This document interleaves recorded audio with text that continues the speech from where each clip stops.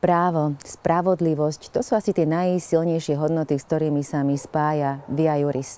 Malá skupina ľudí a množstvo odborníkov, dobrovoľníkov, ktorí s nimi spolupracujú a ktorí menia pomaly, ale isto súdnictvo, justíciu na Slovensku. Možno, že aj práve vďaka Via Juris sa tá bohyňa justícia, ktorá tak stojí so zaviazanými očami, aby bola spravodlivá, s tým mečom a s tými váhami, raz začne usmievať.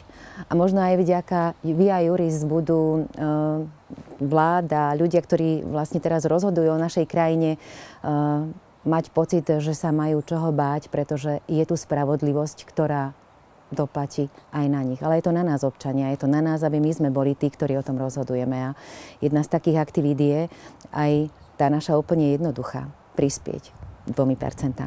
Takže keď nič iné neurobíme, správme aspoň to.